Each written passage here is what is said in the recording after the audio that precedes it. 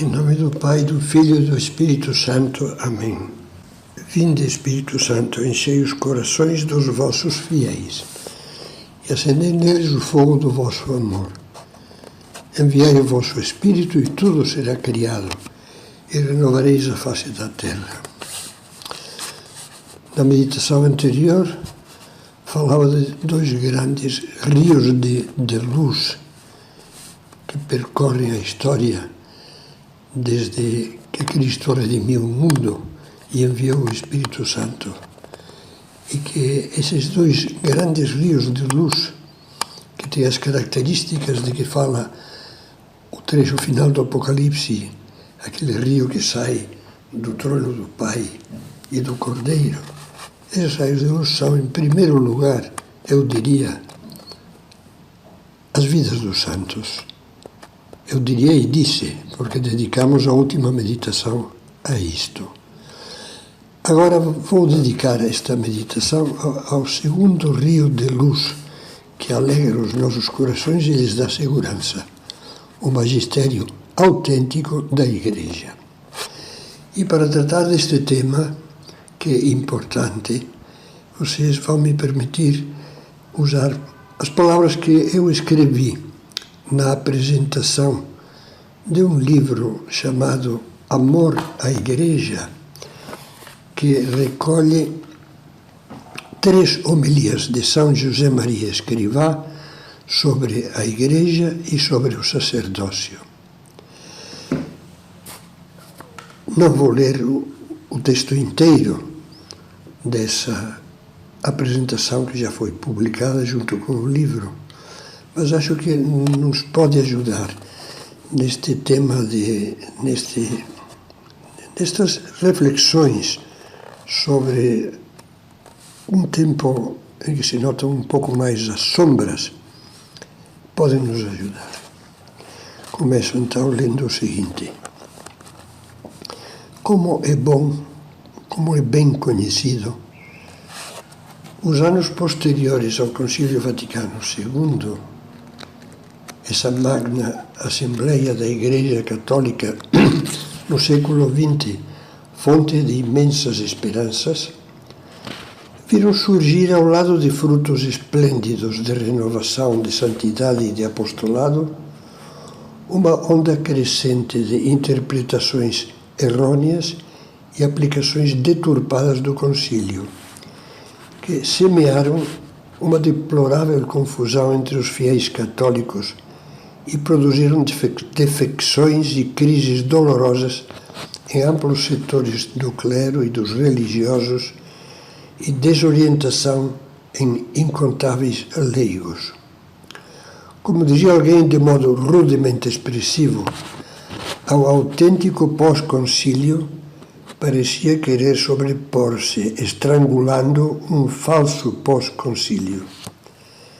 De fato, naquela década de 1970 e um pouco 80 também, a Igreja, em todos os seus níveis, parecia varrida por um furacão de loucura anárquica, cujas sequelas se deixam ainda sentir atualmente.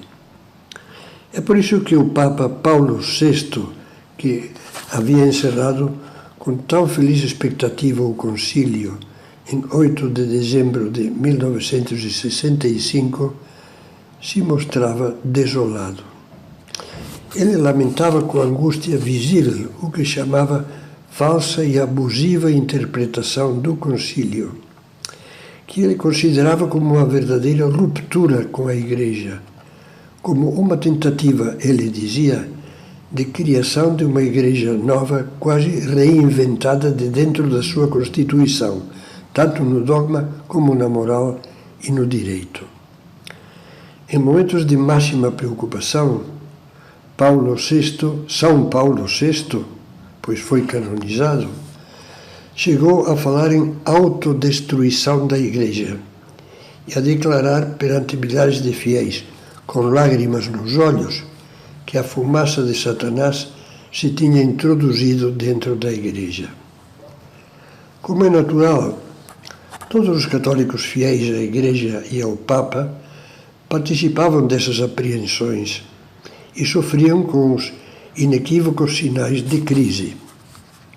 São José Maria Escrivá, a São José Maria Escrivá, essa situação lamentável que tanto mal causava ao clero e à generalidade dos fiéis, fazia-o padecer indizivelmente. E foi precisamente nesses momentos em que o desânimo ameaçava tomar conta de muitos que ele, cheio de amor e esperança, se sentiu movido por Deus a lançar-se até o limite das suas energias, num trabalho incansável de pregação, de catequese, milhares de horas diante de milhares de pessoas, por numerosos países da Europa e América, tornando-se pregoeiro alegre e esperançoso da doutrina católica, fazendo-se eco fiel dos ensinamentos do autêntico magistério e contagiando milhares de homens e mulheres com a sua fé e a sua fidelidade inquebrantáveis. Dói-me a Igreja, confidenciava São José Maria. Sim, doía-lhe muito, como declarara, ver que o clamor da confusão se levanta por todos os lados e renascem com estrondo todos os erros que houve ao longo dos séculos. Rejeita-se, esse acrescento é um trecho de uma das homilias desse livro que eu apresentei num prólogo, rejeita-se a doutrina dos mandamentos da lei de Deus e da Igreja. Tergiversa-se o conteúdo das bem-aventuranças, dando-lhes um significado político-social. E quem se esforça por ser humilde, manso e limpo de coração, é tratado como um ignorante ou atávico defensor de coisas passadas. Não se suporta o jugo da castidade e inventam-se 1000 maneiras de ludibriar os preceitos divinos de Cristo. Fabrica-se uma imagem da Igreja que não tem a menor relação com a que Cristo fundou. Mas por cima dessas nuvens de confusão, São José Maria, seguindo o que sempre fora um lema do seu trabalho sacerdotal, afogar o mal na abundância do bem, consumiu todas as suas forças naqueles anos 70, até a sua morte em 1975, num trabalho positivo, gozoso, vibrante de catequese, de aprofundamento nas verdades da fé católica, tal como as ensinou e as ensina o magistério autêntico da Igreja. No tesouro divino dos sacramentos, especialmente da Eucaristia e da penitência, e na divina estrada dos mandamentos, sinalizações de Deus para a conduta dos homens a caminho do céu. Ao mesmo tempo, apontava alto, como fizera sempre. Fazia erguer os corações de seus ouvintes para as mais elevadas metas da santidade e do apostolado, no meio do mundo, e frisava com alegria que o Concílio Vaticano II acabava de proclamar solenemente, olhando especialmente para os leigos, a validade desses ideais tão caros para ele.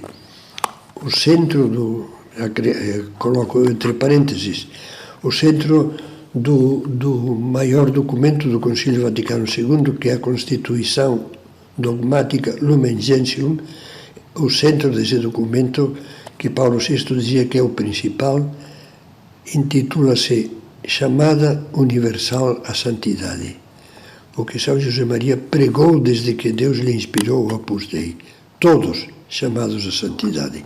E fecho parênteses. E volto ao texto da minha apresentação do livro. Amar a Igreja.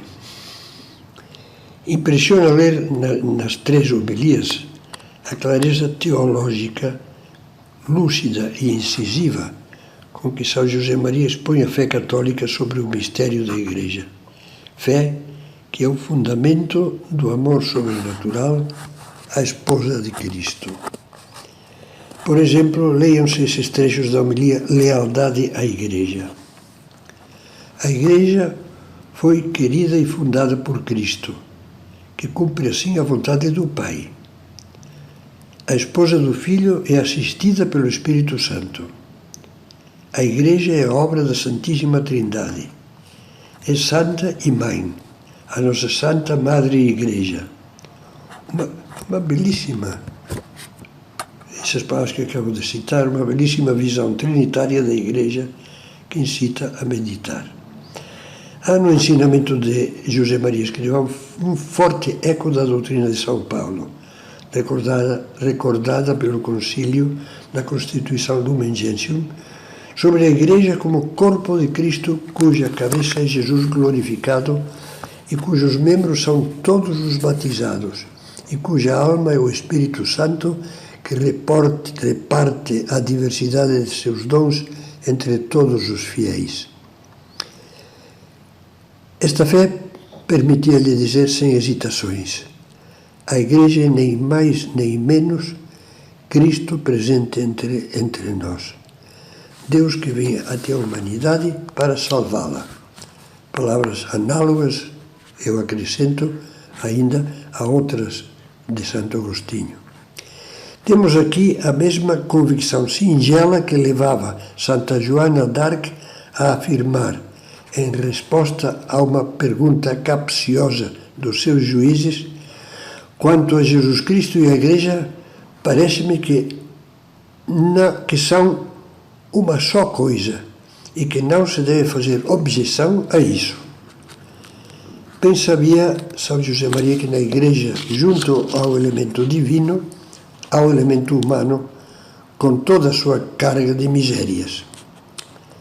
A ninguém passa despercebido a evidência dessa parte humana, escreve. A Igreja, neste mundo, está composta por homens e para homens. Ora, falar do homem é falar da liberdade, da possibilidade de grandezas e mesquinharias, de heroísmos e de claudicações. Mas é preciso considerar, dizia, que mesmo que as claudicações superassem numericamente as valentias, ficaria ainda essa realidade mística, clara, inegável, embora não a percebamos com os sentidos, que é o corpo de Cristo, o próprio Senhor nosso, a ação do Espírito Santo, a presença amorosa do Pai. Na Igreja, entende-se. A Igreja é a mãe que nos gera, ensina, alimenta, acompanha, purifica e conduz até o céu. Às vezes pode dar a impressão, pelos pecados dos seus membros e até dos seus membros mais em relevo, de ser como uma daquelas pobres mulheres corroídas pela lepra que a beata Santa Teresa de Calcutá assistia ao darem à luz. E a madre sorria ao ver que daquele corpo desfeito nascia uma criança sadia, pura, bela. A Igreja é mãe, que em seus membros, ao lado de exemplos heróicos de santidade, ostenta muitas vezes a lepra do pecado, da fraqueza humana, da covardia, do escândalo. Mas é a mãe que Deus nos deu, e a doutrina e a vida que nos transmite são e serão sempre puras, belas, divinas. Temos, pois, toda a razão para exclamar com o poeta Paul Claudel: seja louvada para sempre esta grande mãe majestosa, sobre cujos joelhos eu tenho aprendido tudo.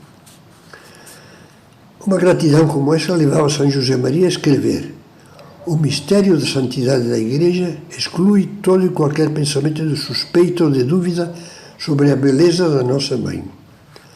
A nossa mãe é santa porque nasceu pura e continuará sem mácula por toda a eternidade. Se por vezes não soubermos descobrir o seu rosto formoso, limpemos nós os olhos.